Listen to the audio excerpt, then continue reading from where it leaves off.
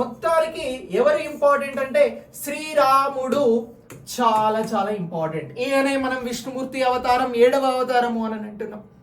So ఈ రామాయణ ఇతిహాసంలో శ్రీరాముడు ఏం చేశాడు అని అంటే ధర్మం, నీతి, అలాగే ఇలాంటి అంశాలను ఏ విధంగా పాటించాలి అనేటువంటిది మనకి రామాయణం ఈ ఇతిహాసం చెప్పడం జరుగుతూ ఉంది.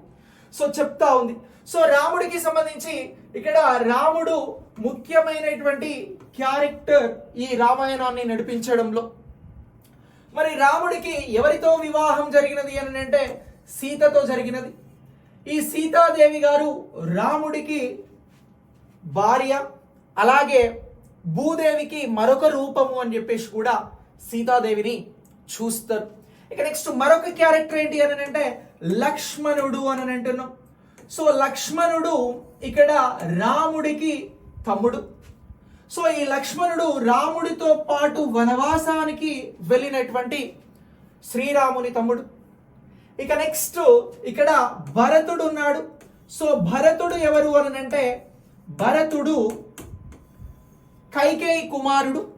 సో ఇతనికి రాజ్య పరిపాలన కోసమే కైకేయి గారు ఏం చేశారు అని అంటే రాముణ్ణి వనవాసం పంపించాలి అని చెప్పేసి దశరథ మహారాజును కోరింది. సో అందుకు గాను ఈ శ్రీరాముడు వనవాసానికి వెళ్ళిన భరతుడు ఇక్కడ రాముడి పాదుకలను సింహాసనంపై పెట్టి రాజ్యాన్ని పరిపాలన చేస్తాడు అనేటువంటి అంశాన్ని మనం గుర్తించాల్సి ఉంటుంది. ఇక నెక్స్ట్ మరొకరు ఎవరు అని అంటే శత్రుఘ్నుడు. సో ఈ శత్రుఘ్నుడు ఎవరు అని అంటే ఇగో లక్ష్మణునికి కవల సోదరుడు. సో ఇతరును కూడా శత్రుఘ్నుడు కూడా లక్ష్మణుడికి కవల సోదరుడు అయినప్పటికీ శత్రుఘ్నుడు శ్రీరాముణ్ణి అనుసరించాడు అనేటువంటి అంశాలను మనం రామాయణంలో తెలుసుకుంటాం. ఇక ఇలా ఈ అంశాలు ముఖ్యమైనవి అయితే ఇక్కడ శ్రీరాముడికి సంబంధించి మరొక క్యారెక్టర్ ఏంటి అని అంటే దశరథ మహారాజు. సో ఈ దశరథ మహారాజు కైకేయి వరంతో శ్రీరాముణ్ణి వనవాసానికి పంపుతాడు. అంతకంటే ముందు ఈ దశరథ మహారాజు అయోధ్యను పరిపాలిస్తాడు. శ్రీరాముడు వనవాసానికి వెళ్ళిన తర్వాత శ్రీరాముని గురించి తలుచుకుని ఈయన మరణిస్తాడు.